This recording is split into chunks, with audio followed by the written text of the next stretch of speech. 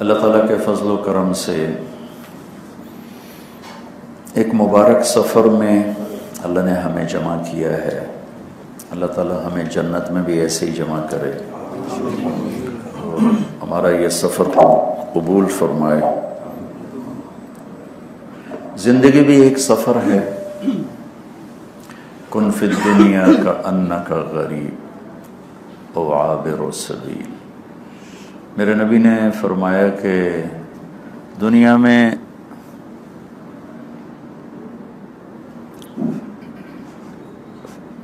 کیا ہو، دنیا میں ایسے رہو جیسے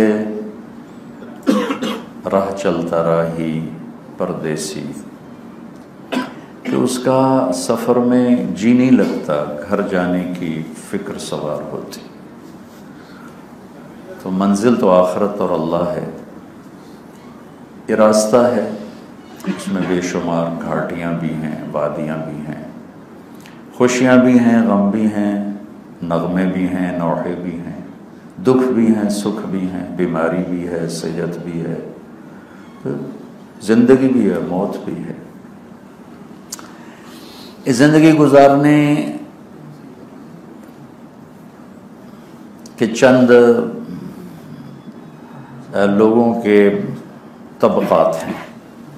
ایک طبقہ وہ ہے جو یہ کہتا ہے کہ نہ کوئی بنانے والا ہے نہ کوئی مارنے والا ہے، یہ سب کچھ آپ بنا ہے اور اپنے آپ ہی پیدا ہوتے ہیں، اپنے آپ ہی مر جاتے ہیں، لہذا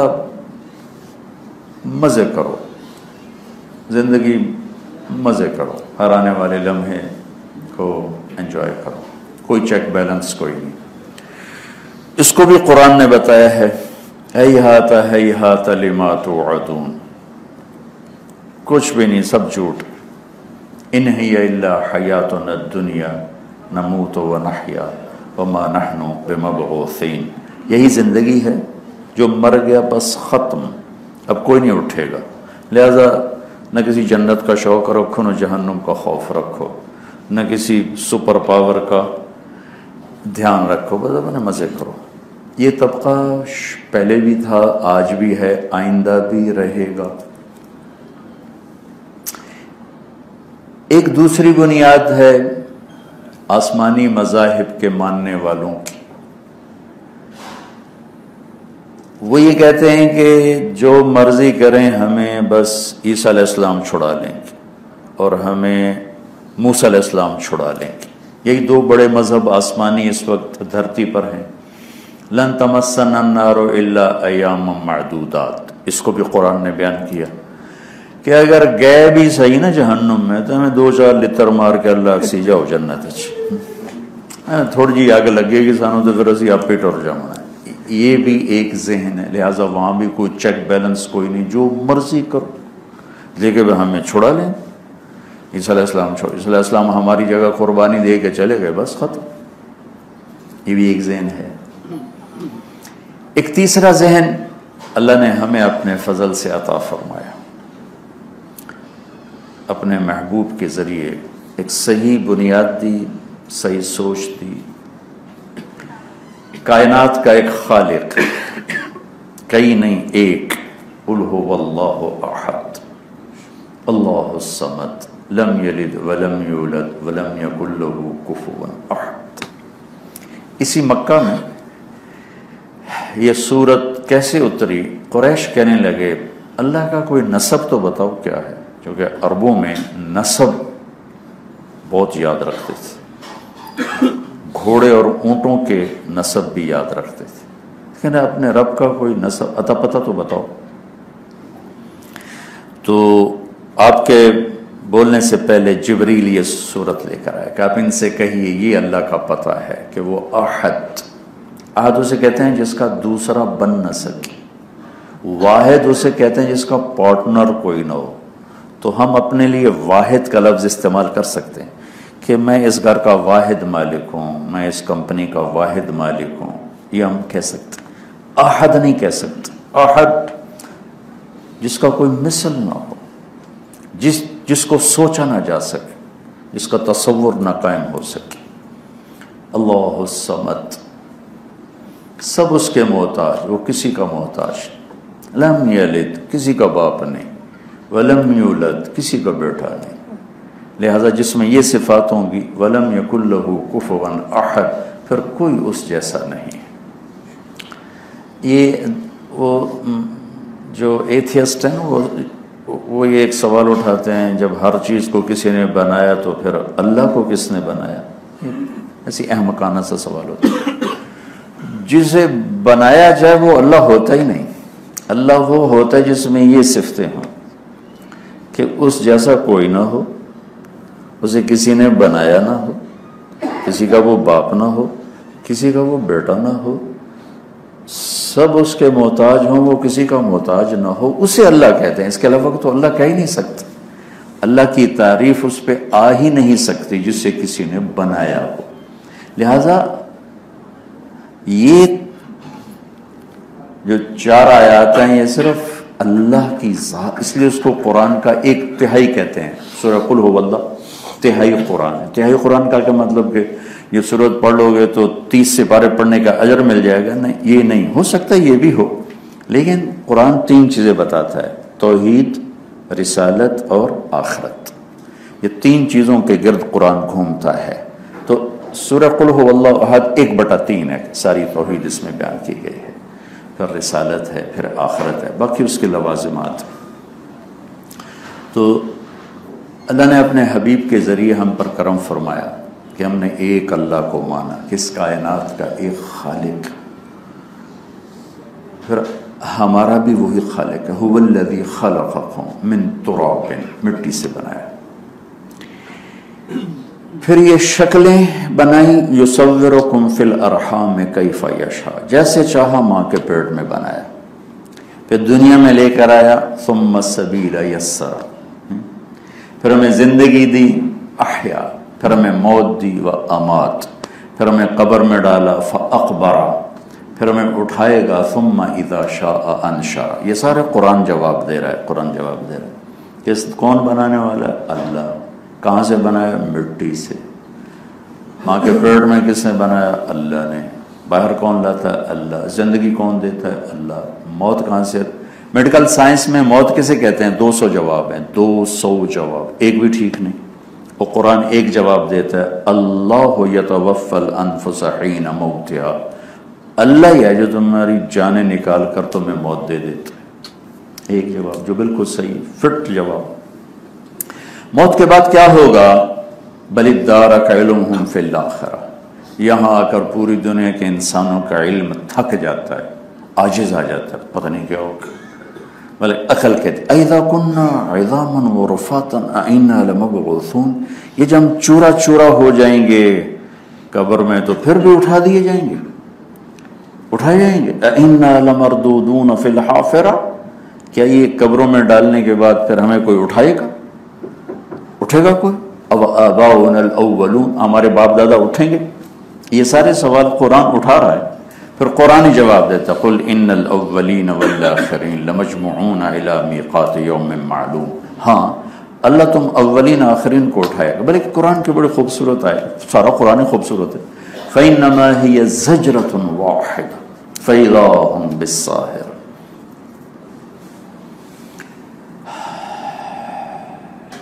یقولون أئنا لمردودون فی الحافرہ أئذا كنا عظاما نخرہ قالوا تلك اذا کرۃ خاسرہ۔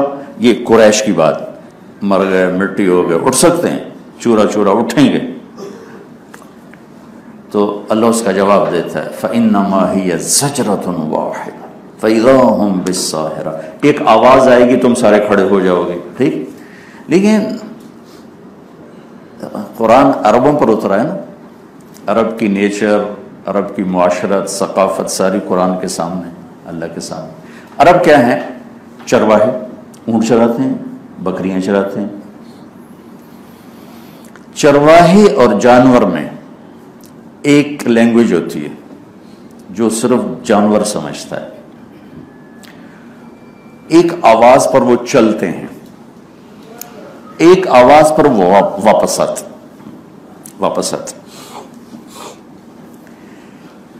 میں نے اپنے بچپن میں دیکھا، جب وہ بیلوں کے حل ہوتے تھے نا، بیلوں کے حل ہوتے تھے اس میں، تو ہم چھوٹے چھوٹے تھے تو کبھی کبھی ہمارے والد ہمیں ساتھ لے جاتے زمینوں پر۔ 1960 میں میرے والد صاحب نے ٹریکٹر خریدا، سب سے پہلا ٹریکٹر پورے علاقے کا، 1960 میں 14,000 کا میرے والد صاحب، اس نے 14,000 بھی بڑی بڑی رقم ہے، 100 روپیہ تولہ سونا ہے۔ تو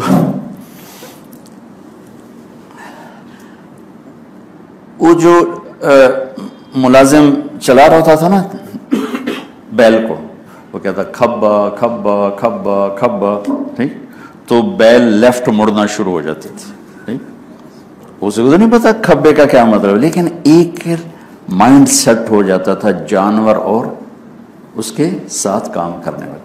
وہ کہتا سجا سجا سجا سجا، وہ رائٹ مڑنا شروع ہو جاتا تھا، وہ کہتا ہاں ہاں ہاں ہاں، تو تیز ہو جاتا تھا، تیز ہو جاتا تھا۔ روکنے کی بھی کوئی آواز تھی وہ مجھے یاد نہیں، لیکن یہ 3 نغمے میرے گونج رہے ہیں دماغ میں۔ زجرہ کسے کہتے ہیں؟ کہ ایک عرب کا بدو بکریاں چلانے نکلا، بکریاں پھیل گئیں، اونٹ چلانے نکلا، اونٹ پھیل گئے، اب شام ہونے لگی ہے، اس نے واپس جانا ہے، تو ایک آواز دیتا تھا، زور سے ایک آواز نکالتا تھا۔ اس آواز کا مطلب تھا کہ اب ساری بکریاں واپس آ جاؤ، سارے اونٹ واپس آ جاؤ۔ تو یہ آواز جہاں جہاں جاتی تھی، جس بکری اور اونٹ کے کان میں آواز پڑتی وہ واپس آنا شروع کرتے، تیزی کے ساتھ لوٹتے تھے لوٹتے تھے لوٹتے تھے، اور چرواہے کے گرد جمع ہو جاتے تھے، پھر ان کو ہانک کے باڑے میں واپس لے آتا تھا۔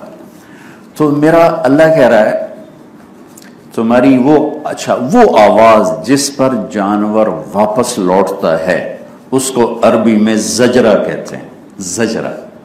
تو اللہ نے یہ نہیں کہا کہ ایک ساؤنڈ ہوگی اور تم آ جاؤ گے، زجرہ، وہ آواز، تمہاری وہ آواز جس پر تمہارے اونٹ واپس آ جاتے ہیں، جہاں بھی کھڑے ہوں واپس، بکریاں واپس، ایسے ہی تیرا رب ایک آواز لگائے گا اور تم قبروں سے اٹھ کے جمع ہو کر اس کے سامنے کھڑے ہو جاؤ گے۔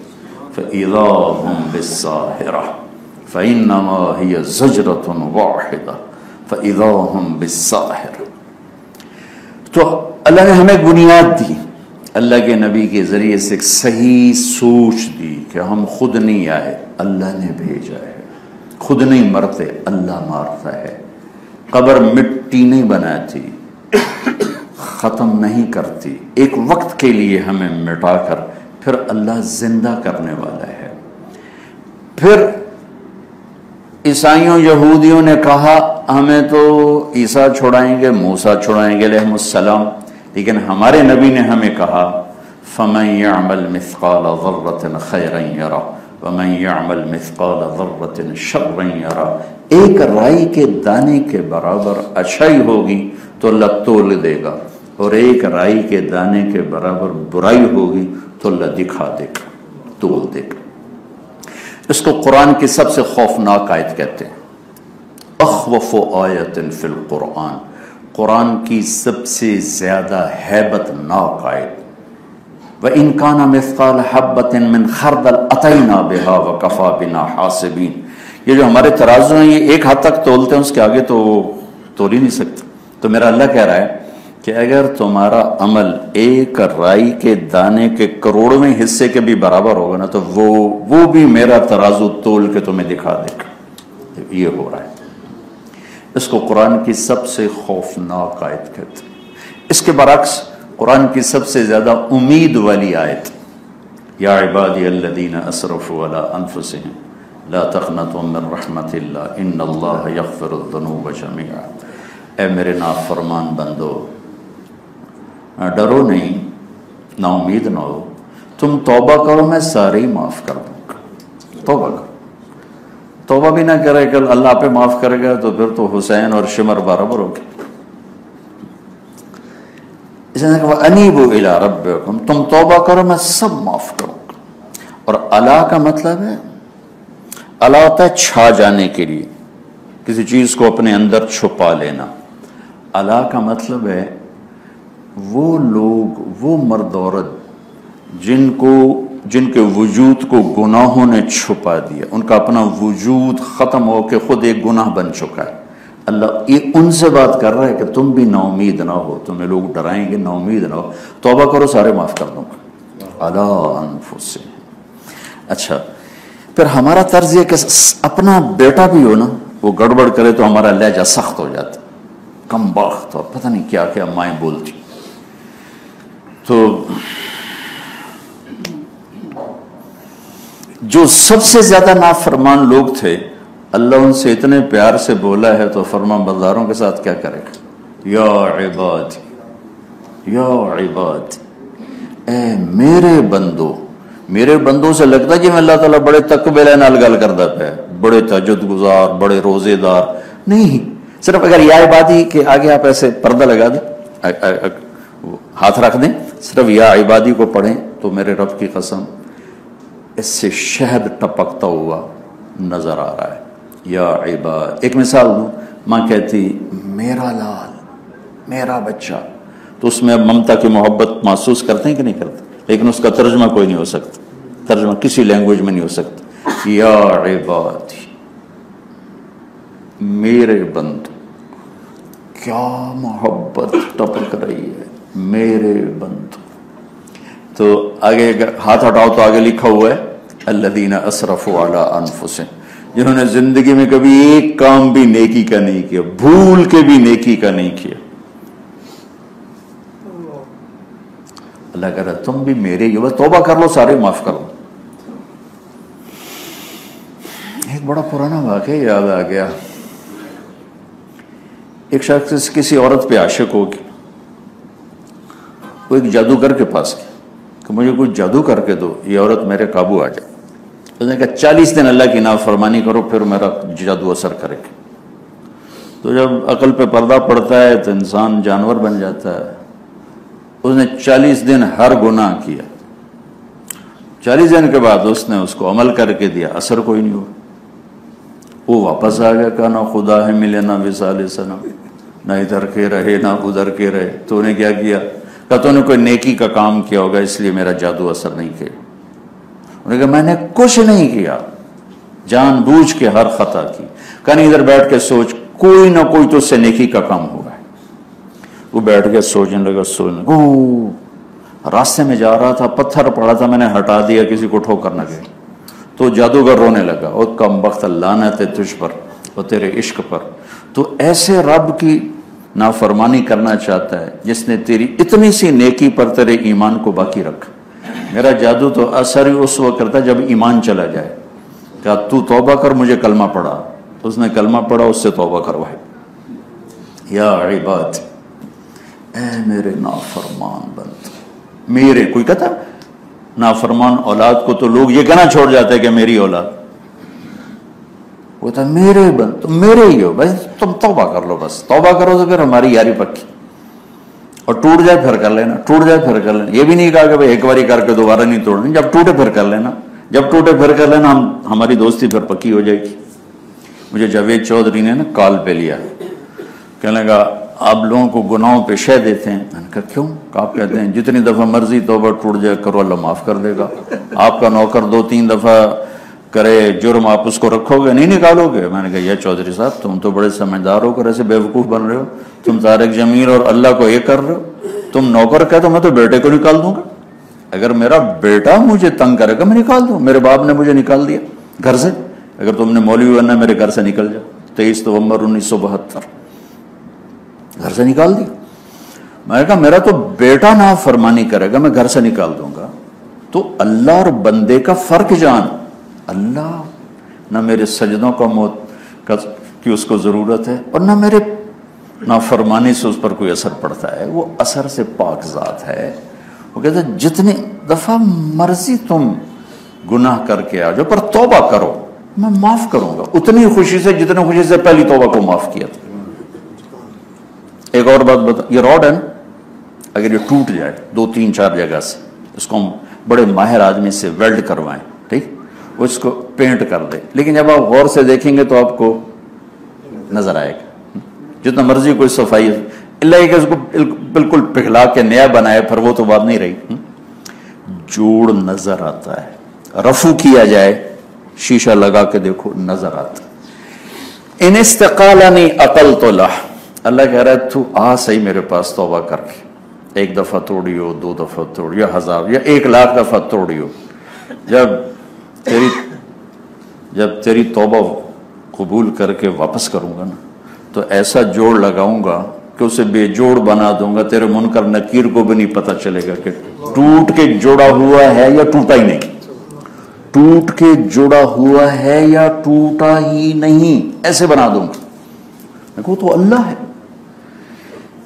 سو میرے سجدوں سے کیا فرق پڑتا ہے، یا میری نافرمانی سے اس سے کیا فرق پڑتا ہے۔ آپ کو اپنے نبی کی حدیث سناؤں، ما اثر، دیکھو میں یہ بات اس لیے کر رہا ہوں کہ جو لوگ تھوڑے سے خطاؤں میں پھنس جاتے ہیں وہ کہتے ہیں ہماری تو بخشش ہی کوئی نہیں، نا امید ہو جاتی۔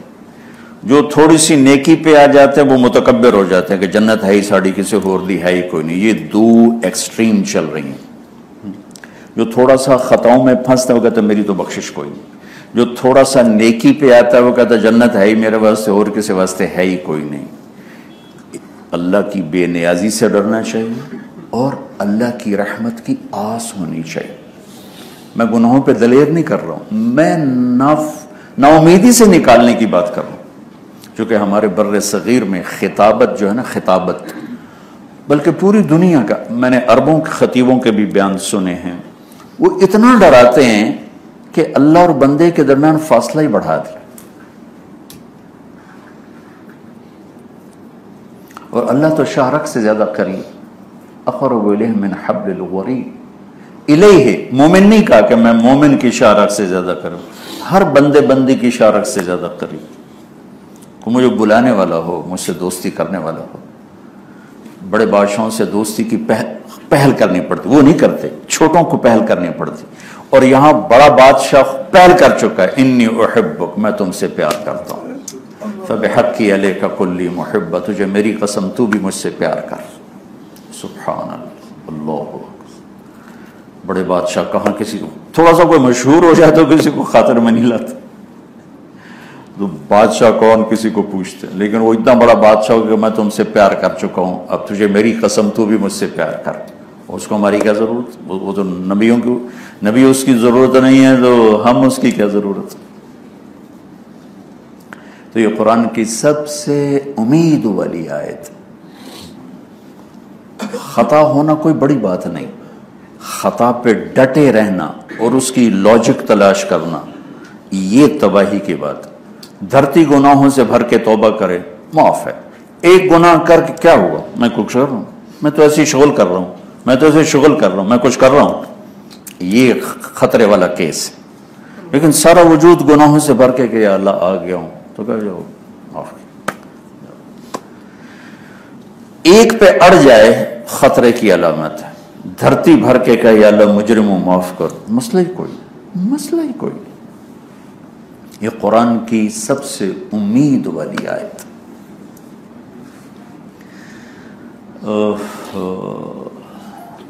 حجاج بن یوسف مرنے لگا نا تو کہنے لگا یا اللہ ساری دنیا کہہ رہی میری بخشش کوئی نہیں، اور میں تو تیری آس لگائے بیٹھا ہوں کہ تو بڑا غفور الرحیم۔ تو حسن بصری کو جب پتا چلا کہ حجاج مرتے ہوئے یہ کہہ گیا تو فرمانے لگے شاید اسی پر اس کی بخشش ہو جائے کہ اللہ سے آس لگا کے گیا۔ تو اس کو بڑی خوفناک بیماری ہو گئی تھی، سارا وجود سردی سے ایسے کانپتا تھا، اس کے جسم کے قریب انگیٹھیاں رکھتے تھے تو اس کی تپش سے اس کی کھال جلتی تھی، سردی دور نہیں ہوتی تھی، ایسے ایسے کام 40 دن ایسے ہو تڑپ کے۔ تو اس کی ماں کہنے لگی میں تمہیں کتنا روکتی تھی کہ ظلم نہ کر، آج دیکھ رہا ہے اب تیرا آگے کیا ہوگا، آگے تیرا کیا ہوگا۔ وہ کہنے لگا ماں اگر تیرے اختیار میں ہو جنت دوزخ تو مجھے دوزخ میں ڈالے گی؟ کہنے لگی میں تو نہیں ڈالوں گی۔ کہا میرا اللہ تجھ سے زیادہ کریم۔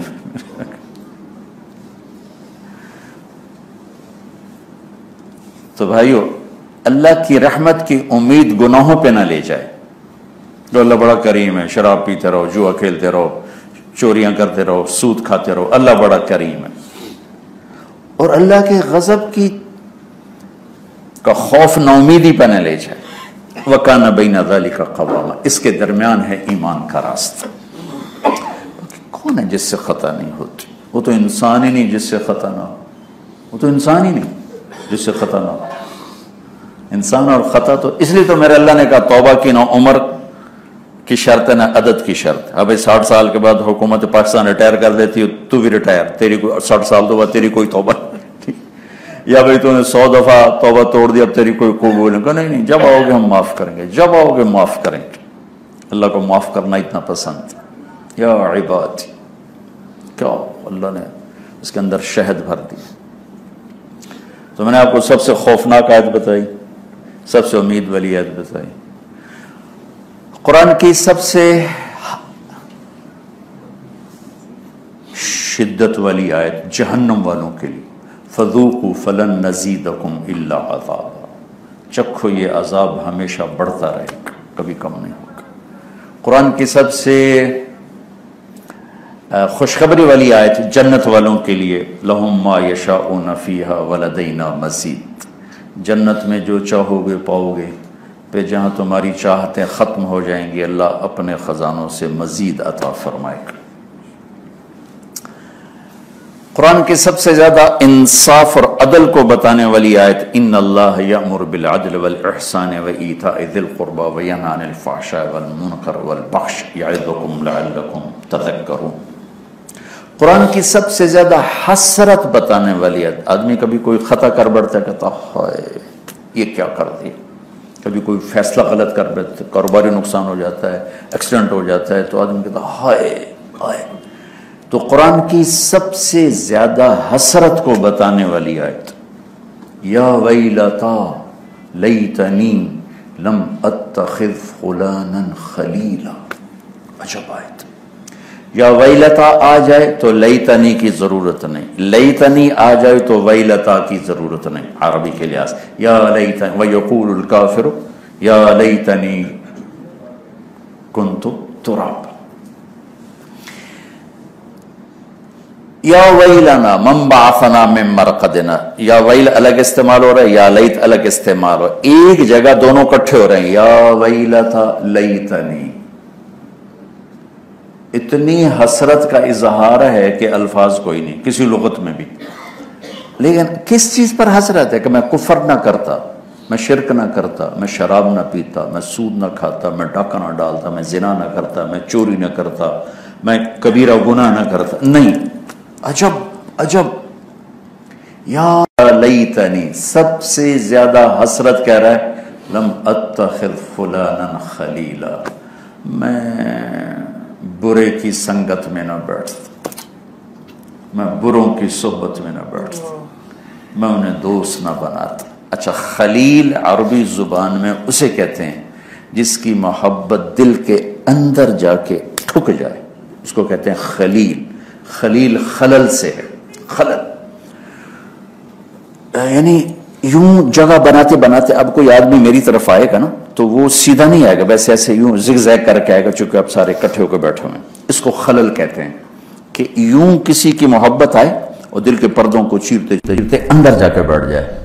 یہ بھولنے والی چیز نہیں ہوتی، یہ بھولنے والا نہیں ہوتا۔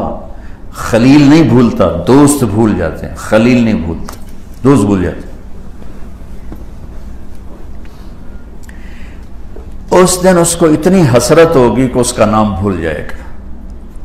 لم اتخذ فلانا فلانا، وہ فلاں، آگے کہہ رہا خلیل ہے تو فلاں نہیں ہو سکتا، فلاں ہے تو خلیل نہیں ہو سکتا۔ رسمی جو تعلق ہوتا ہے وہ بھولتا ہے۔ کتنے لوگ ملتے ہیں لیکن چند تعلق والے ایسے ہوتے ہیں جنہیں آپ کبھی نہیں بھلا سکتے، انہیں خلیل کہتے ہیں۔ اس کو اتنی حسرت ہوگی بری صحبت اور برے دوست کی کہ اس کا نام بھول جائے گا، کہے گا یا لیتنی لم اتخذ فلانا خلیلا، ہائے میں فلاں کو خلیل نہ بناتا۔ اتنا صدمہ اس کے سر پر سوار ہوگا کہ خلیل کا نام بھول جائے گا اور فلان کہے گا فلانا لقد اضلنی عن الذکر بعد اذ جاءنی، اس نے مجھے اللہ کی یاد سے دور کر دیا۔ تو قرآن نے کفر پر اتنی حسرت کی تعبیر نہیں کی جتنی غلط دوستی اور غلط صحبت پر اللہ تعالیٰ نے حسرت کے ساتھ تعبیر کیا، یا ویلتا لیتنی۔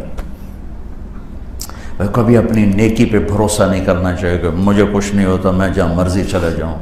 انسان پانی سے بنا ہے اور پانی جہاں جاتا ہے وہی روپ بنا لیتا ہے۔ بوتل میں ڈالو تو بوتل بن جاتا ہے، گلاس میں ڈالو تو گلاس بن جاتا ہے، ہانڈی میں ڈالو تو ہانڈی بن جاتا ہے، پیالے میں ڈالو تو پیالہ بن جاتا ہے۔ وَجَعَلْنَا مِنَ الْمَاءِ كُلَّ شَيْءٍ حَيٍّ، ہم نے ہر زندہ کو پانی سے پیدا فرمایا۔ وَاللَّهُ خَلَقَكُم مِّن تُرَابٍ، مٹی، تو مٹی بھی ڈھل جاتی ہے، پانی بھی ڈھل جاتا ہے۔ کبھی اپنے اوپر سوائے انبیاء کے کسی میں یہ طاقت نہیں کہ بری سنگت میں جائے اور اثر لے کر نہ، یہ نہیں ہو سکتا۔ کوئلوں کی دلالی کرے اور ہاتھ کالے نہ ہو، یہ نہیں ہو سکتا۔ کوئلوں کی دلالی میں ہاتھ کالے۔ کبھی اپنے اوپر اعتماد نہیں کرنا چاہیے، کبھی اپنے اوپر بھروسہ نہیں کرنا چاہیے۔ ہر وقت اپنے اوپر خطرہ، جب تک سانس میں سانس ہے۔ تو اس آیت نے بڑا خوبصورت میسیج دیا ہے کہ اچھی سنگت اختیار کرو، اچھی صحبت میں بیٹھو، ماحول اثر کرتا ہے۔ عمل تم خود نہ کرو لیکن دیکھنے والوں کو دیکھو گے نا، تمہارے اندر اس کی نوست آتی جائے گی، یہاں تک کہ پھر تمہارا قدم بھی اٹھ جائے گا۔ کہ شیطان ایک دم نہیں انسان، فَدَلَّهُمَا بِغَرُورٍ، شیطان بڑا کھلاڑی آدمی۔ دلہ اور عدلہ، قرآن نے دو لفظ استعمال، دلہ اور عدلہ۔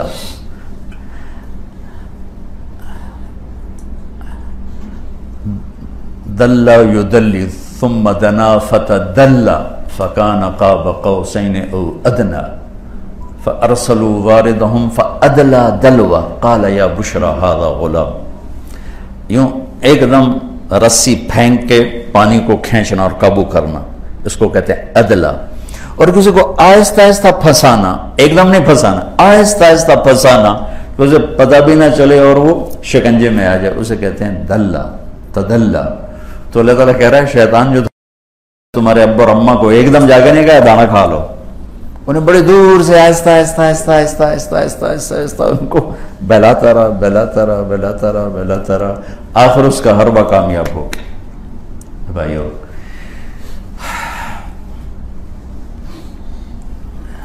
غلط صحبت، غلط سوسائٹی کے سامنے صرف نبی ٹک سکتا ہے، باقی کوئی نہیں ٹک سکتا۔ ایسے ریت کی طرح بہہ جائیں، ہاتھوں سے تقوی یوں نکل جائے گا جیسے ہاتھوں سے ریت نکل جاتی، ایسے نکل جاتی۔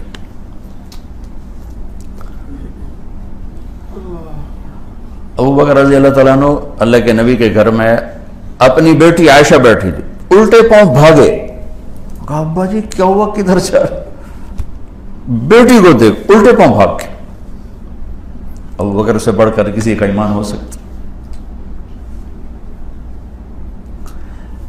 تو یہ قرآن کی عجب آیت ہے جو بری سوسائٹی، بری مجلس، بری صحبت پر الارم ہے کہ بڑے سے بڑے پگھل کے رہ جاتے ہیں اگر اپنے آپ کو تنہا کسی ماحول میں ڈال دیں گے۔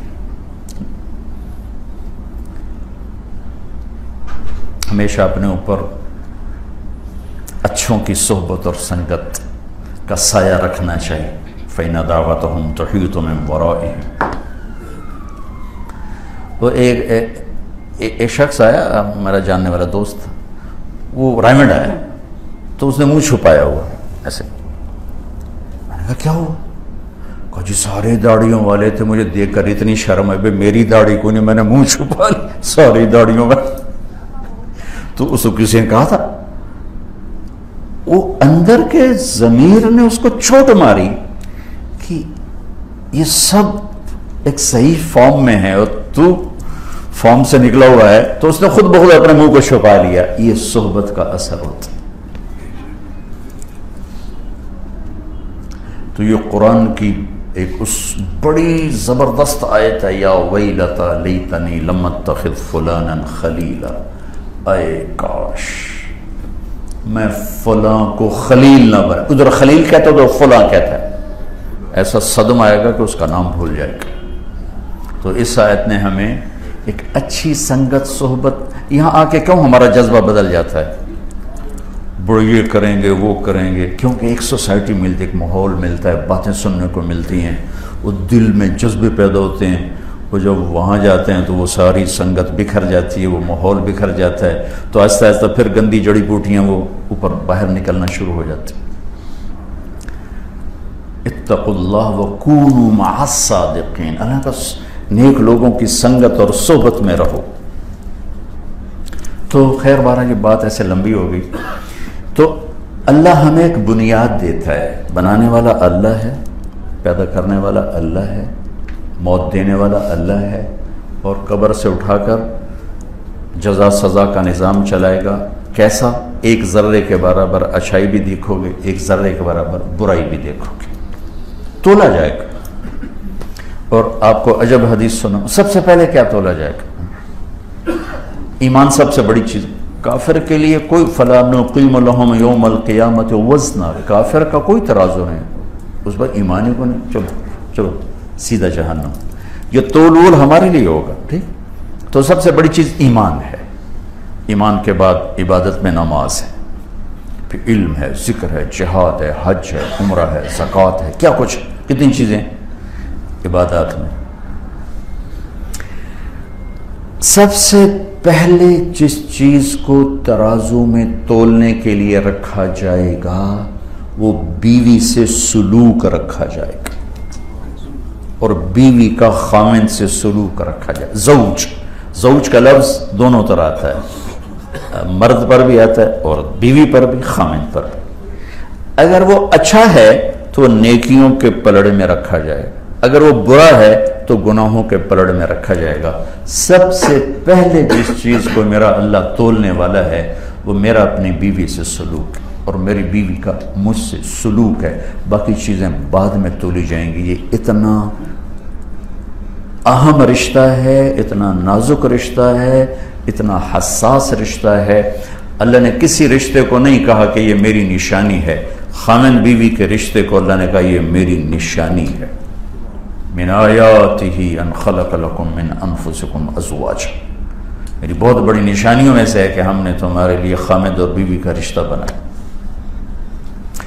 کسی رشتے کے لیے سینکڑوں آیات نہیں، چند آیات، ماں باپ چند آیات، اولاد چند آیات، بہن بھائی چند آیات، وراثت 2 رکوع، لیکن خامد اور بیوی کے لیے سینکڑوں آیات اتار، پوری صورتیں اتارتی کہ اس رشتے کے اندر خوشگواری کا پیدا ہونا پوری نسل کے خوشگوار ہونے کا سبب ہے، اور اس رشتے میں کڑواہٹ کا پیدا ہونا پوری نسل کے لیے کانٹے بکھیر دینے والی بات۔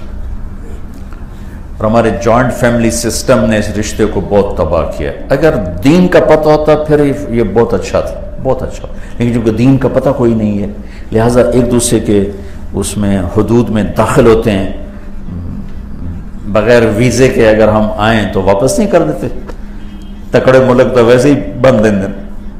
اور 2 سال پہلے ترکی جماعت گئی تو ویزا تھا میرے پاس، ایک پیپر مس ہو گیا، ایک پیپر۔ وہ بڑے ایئرپورٹ استنبول پر تو پوچھتے بھی نہیں، ویزا دیکھ کر ٹھپ، چونکہ میں دونوں ایئرپورٹ پر اترا، وہ چھوٹا ایئرپورٹ تھا، انہوں نے پوری مین میں ایک نکالی کا ایک پیپر مس، میں کہا آپ کو واپس جانا ہے۔ میں کہا میرا ویزا تو ٹھیک ہے، نہیں پیپر میں۔ وہ پہلے مجھے بند کرنے لگے، میں کہا اللہ اتھو تو بچا، پھر ان کو رحم آ گیا، انہوں نے اسی جہاز میں مجھے بٹھا کے واپس بھیج دیا۔ یہ طارق جمیل ایک ملک ہے اور یہ اس کی باؤنڈری ہے، اس میں اگر آپ ویزے کے بغیر آئیں گے نا تو ریجیکٹ ہو جائیں گے، چاہے بیوی آئے گی، چاہے بچے آئیں گے، چاہے ماں آئے گی، چاہے باپ آئے گا، ویزا لے کے اندر آنا پڑے گا۔ اتنے سے بچے سے لے کر 80 سال کے بوڑھے تک ویزا لے کے اندر آئیں گے تو دروازہ کھلا ہوگا، اگر ویزے کے بغیر آئیں گے دروازہ بند ہوگا، 2 سال کے بچے کا بھی اور 80 سال کے بوڑھے کا۔ وہ ویزا کیا ہے؟ وہ اس کو عزت دینا ہے، اس سے محبت کرنا، اس کو احترام دینا ہے۔ اگر آپ اولاد کے ساتھ بھی باپ ہونے والا رویہ رکھو گے نا تو اولاد باغی ہو جائے گی۔ ہمارے نا برے صغیر میں ماں باپ اپنی اولاد پہ وہ حق جتاتے ہیں جو اللہ نے بھی نہیں رکھے، تو وہ ریورس ہو جاتے، پھر وہ نافرمان ہو جاتے۔ تو کہتے جب کوئی وظیفہ دوستوں ساڑی مندے ہی کوئی نہیں، تو پہلے وظیفہ کر لیتے تو پھر سارے ہی مند۔ ہم اپنے بیوی خامن میں انٹر ہوتی ہے بغیر ویزے کے، خامن بیوی میں انٹر ہوتا ہے بغیر ویزے کے، ماں باپ اولاد کے باؤنڈری میں داخل ہوتے ہیں بغیر ویزے کے، اولاد ماں باپ کی باؤنڈری میں داخل ہوتی ہے بغیر ویزے کے، تو لڑائی ہو جاتی، وہیں روک دیا جاتا ہے۔ ویزا ہے محبت، احترام۔ میرے نبی نے کہا اکرموا اولادکم، اپنی اولاد کو عزت دو، واپس تمہاری طرف لوٹ کے آئے گی۔ ہمارے ہاں یہ ماحول نہیں ہے۔ میرے نبی خود کیا کرتے تھے؟ اکرموا اولادکم، خود کیا کرتے تھے؟ حضرت فاطمہ رضی اللہ تعالیٰ عنہ اور آپ کے گھر ساتھ ساتھ، اور حضرت فاطمہ کا آنا کوئی ہفتے بعد نہیں ہوتا تھا، روز ہوتا تھا، ٹھیک؟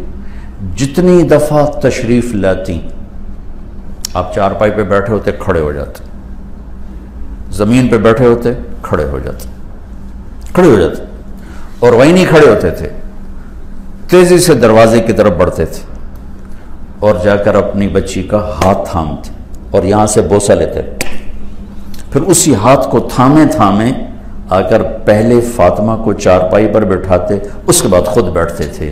یہ آپ نے باپ ہو کر اور رحمت للعالمین ہو کر اور قاب قوسین او ادنیٰ ہو کر اور ختم الانبیاء ہو کر اپنی بچی کو یہ عزت دی۔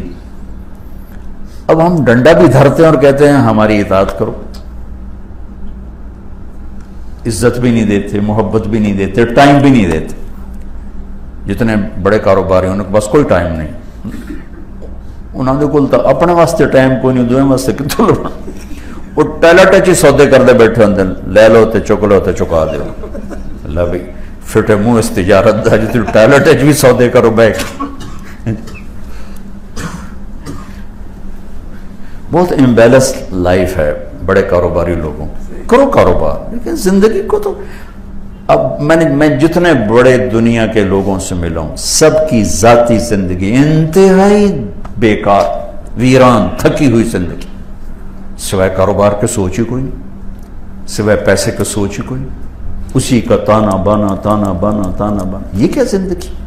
اور بھی دکھ ہیں زمانے میں محبت کے سوا، راحتیں اور بھی ہیں وصل کی راحت کے سوا۔ یہی تو زندگی نہیں ہے کہ کاروبار کیے کرو، میں کب اللہ نے کب کہا ہے کرو؟ لیکن انسان اپنے لیے تو وقت نکالو، بچوں کے لیے وقت نکالو، گھر کے لیے وقت نکالو، ماں باپ کے لیے وقت نکالو۔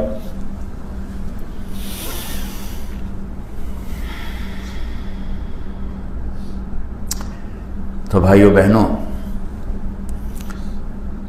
اسلام ایک خوبصورت زندگی کا تصور دیتا ہے، جزا سزا کا تصور دیتا ہے، اور پوری زندگی کا ہمیں راستہ بتاتا ہے۔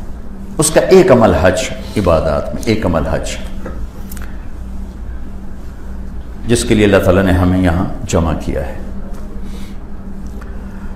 تو ہم اللہ کی رحمتوں کے حقدار بن جائیں اور سزا سے بچ جائیں، اور دنیا عافیت اور عزت کے ساتھ گزرے، اس کے لیے میرے نبی پاک صلی اللہ تعالی علیہ وسلم ایک خوبصورت طریقہ حیات لے کر آئے ہیں، جس کا نام ہے اسلام، جس میں کچھ عبادات ہیں اور کچھ اخلاق ہیں، ان دونوں کے مجموعے کا نام اسلام ہے۔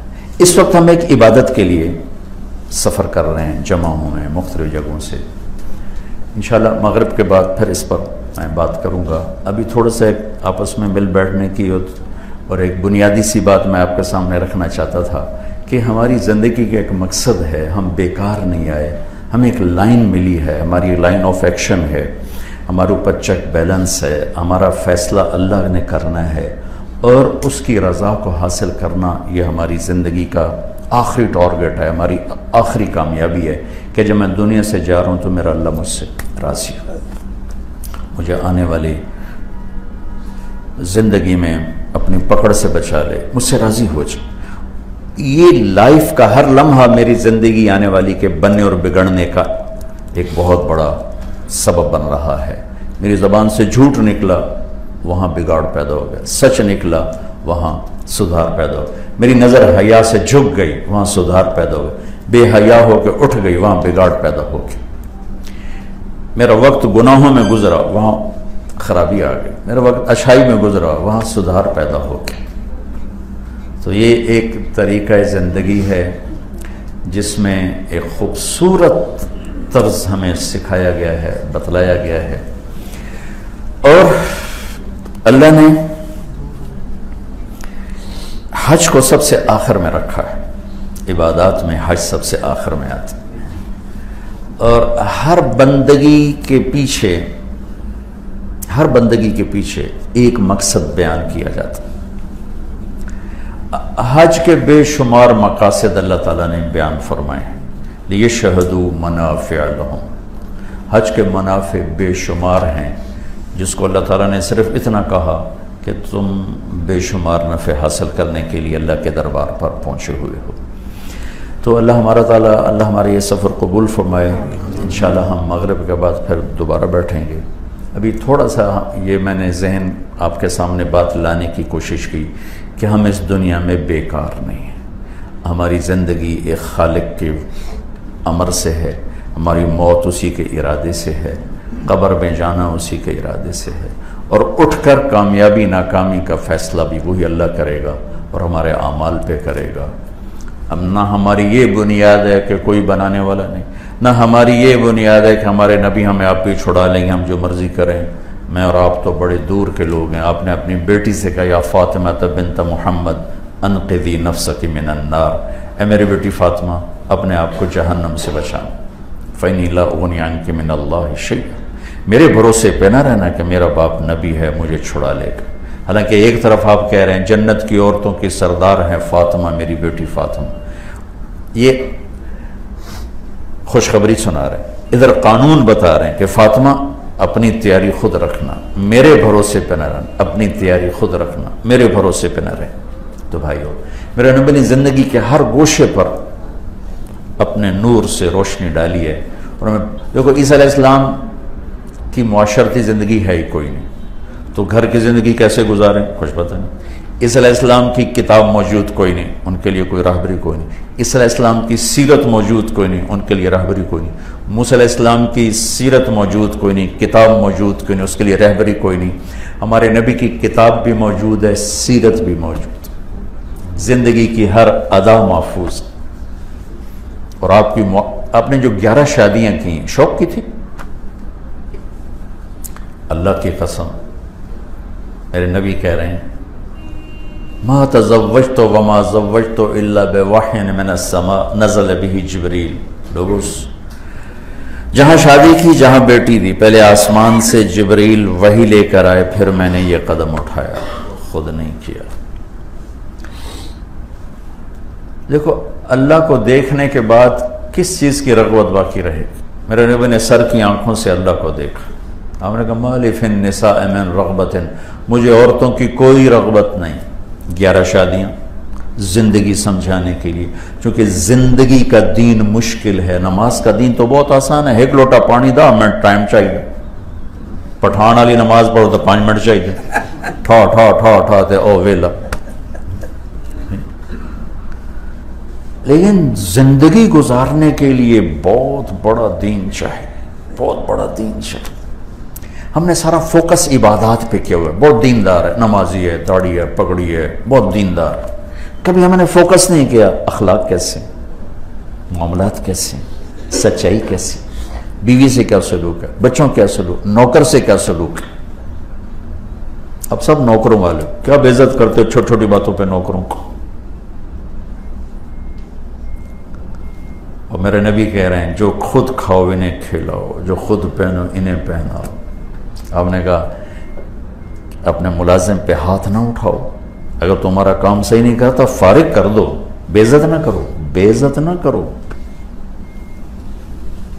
آپ نے کہا جس نے کسی مزدور سے کام لیا اسے مزدوری پوری نہ دی تو قیامت کے دن اس مزدور کا وکیل میں بنوں گا، اس مزدور کا وکیل میں۔ یہ تمہارے سارے بڑے تاجر کہتے ہیں انہوں نے ہیٹ رکھنا چاہیے، انہوں نے پیسے ہیٹ رکھنے چاہیے، کم نہیں کر دے، انہوں نے دبا کے رکھو، ہیٹ رکھو۔ سن لو پھر وکیل اللہ دے نبی بنتے ہیں، مڑو اس لئے کر لے بیچ۔ میرے نبی نے غربت کی زندگی گزاری، جان بوجھ کے گزاری۔ اپنی امت کے غریبوں کو تسلی دینے کے لیے اللہ نے مجھے دنیا پھیرائی، غریب ترین ملکوں میں گیا جہاں کوئی مفت میں بھی بھیجے تو کوئی نہ جائے، چاڈ، کیمرون، جبوتی، سوڈان، ایسے ملاوی، موزمبیک، اجاڑ، لیکن تبلیغ کے لیے گئے تھے تو جانا ہی تھا۔ اتنا فقر دیکھا کہ پاکستان کا فقیر مجھے مالدار نظر آیا، لیکن میرے اللہ کی قسم میرے نبی ان سے بھی بڑے فقر کو دیکھ کر کے،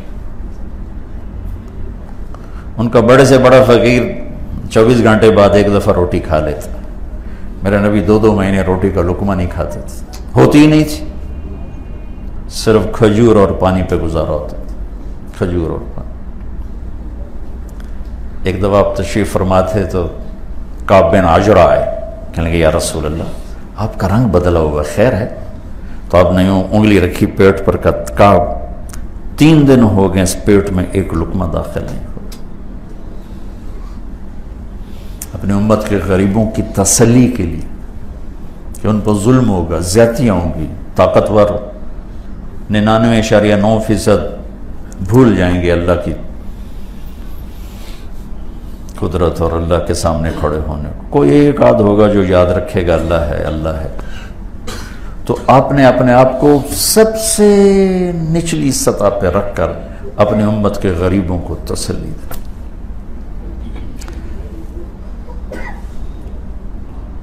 حضرت انس فرماتے میں نے 10 سال اللہ کے نبی کی خدمت کی، نہ چھڑی ماری، نہ تھپڑ مارا، نہ ڈانٹا، نہ سخت بول بولا، نہ کبھی یہ فرمایا یہ کیوں کیا، نہ کبھی یہ فرمایا یہ کیوں نہیں کیا۔ ہر پہلو پر آپ دیکھو میرے نبی کیسے روشنی ڈال کے۔ اگر آپ کی شوق کی شادیاں ہوتی تو 25 سال کا آدمی 40 سال کی عورت سے شادی کرے گا؟ ایک منگنی ٹوٹی، دو نکاح سے بیوہ۔ منگنی ٹوٹنا بھی عورت کے لیے اچھا شگون نہیں ہوتا۔ ورقہ بن نوفل کے ساتھ منگنی ٹوٹی، حضرت خدیجہ، ٹھیک، ابو حالہ کے ساتھ شادی ہوئی، ایک بیٹا ایک بیٹے، ہند اور حالہ۔ ابن عابد کے ساتھ شادی ہوئی، ایک بیٹا، بیٹے کا نام نہیں معلوم، کسی کتاب میں نظر سے نہیں گزرا، ٹھیک۔ ایک منگنی ٹوٹی، 2 نکاح سے بیوہ ہوئیں، عمر 40 سال۔ جب عورت کی جوانی ڈھل جاتی ہے اور اب 25 سال کے نوجوان، خوبصورت، کائنات کی حسین ترین ہستی، اور اب ان سے شادی کر رہے ہیں، اور 50 سال ان کے ساتھ عمر گزری، 25 سالوں کے ساتھ گزار کے 50 سال کی عمر گزری اور حضرت خدیجہ کا انتقال ہوا، اس کے بعد 10 شادیاں، ساری اللہ کے امر کی شادیاں تھیں، اور زندگی سمجھانے کے لیے تھیں کہ زندگی گزارنے والا دین مشکل ہے، عبادت والا دین آسان ہے۔ آپ 5 دن تھوڑی سی مشقت اٹھاؤ گے اور حج سے فارغ ہو جاؤ گے، لیکن زندگی والا دین ہر لمحے اپنے آپ سے لڑنا ہوتا ہے، ہر لمحے جھکنا ہوتا ہے، تب جا کے زندگی چلتی ہے، گھر آباد ہوتے ہیں، دلوں میں جگہ بنتی ہے، بیوی پیار کرتی ہے، بچے پیار کرتے ہیں، نوکر پیار کرتے ہیں، جانور پیار کرتے ہیں۔ تو گھر کا دین بہت عالی شان دین جس سے معاشرہ بنتا ہے۔ دیکھو میرے نبی کی مجلس میں بیٹھے تھے سعد بن معاذ، ان کے نظروں پہ، ان کے ہاتھوں پہ نظر پڑی اللہ کے نبی، ہاتھ تھے سخت۔ آپ نے کہا سعد یہ کیا ہے؟ ہاتھوں پہ نشان تھے کہ یا رسول اللہ مزدور آدمی ہوں، کھیتوں میں اپنے بچوں کے لیے حلال کماتا ہوں، ہاتھوں کا یہ حال ہوتا۔ تو آپ نے ان کا ہاتھ پکڑا، آپ دیکھ رہے ہیں مجھے، اور یوں بوسہ لیا ہتھیلی کا، اور فرمایا بچوں کو حلال کھلاتے جو ہاتھ ایسا ہو جاتا ہے اس پہ جہنم کی آگ حرام ہو جاتی، نماز پڑھنے سے بھی جہنم حرام ہوتی اور حلال کمانے سے بھی جہنم حرام ہوتی۔ تو میرے بھائیو، میرے نبی پاک صلی اللہ تعالی علیہ وسلم بہت خوبصورت زندگی دے کر گئے۔ تھوڑا ہر پہلو سے میں نے آپ سے بات کی ہے، انشاءاللہ مغرب کے بعد ہم دوبارہ بیٹھیں گے۔ ابھی کوئی حج سے متعلق کوئی چیز کسی بھائی نے پوچھنی ہو تو وہ پوچھ لیں، پھر ہم اپنی مجلس کو ختم کرتے ہیں اور مغرب کی نماز کے بعد انشاءاللہ دوبارہ بیٹھیں۔ کن بھائیوں کا فرض حج ہے ذرا ہاتھ کھڑا کریں؟ ہاتھ کھڑا کریں جن کا فرض حج ہے. 1 2 3 4 5 6 7 8 9 10 11 12 13 14 15 16 17 18 19 20 21 22 23 24 25 26 پیچھے ہاں 30 31 ہاتھ ہو. سب ایک چیز ہے، صرف نیت کا فرق ہے. آپ نے نیت کرنے میں فلاں کی طرف سے حج کروں بس. کر سکتے ہیں، کنکریاں مارنے سے پہلے طواف زیارت کر سکتے ہیں. ہاں ہاں انشاءاللہ مغرب میں بات کریں. یہ لمبا سوال ہے.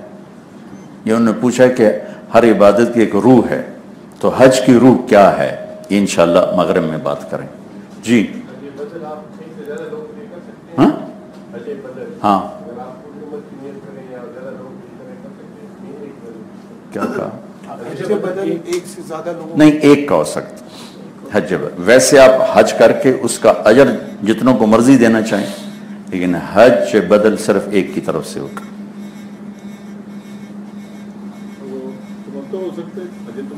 یہ ہمارا تمتع ہی ہے.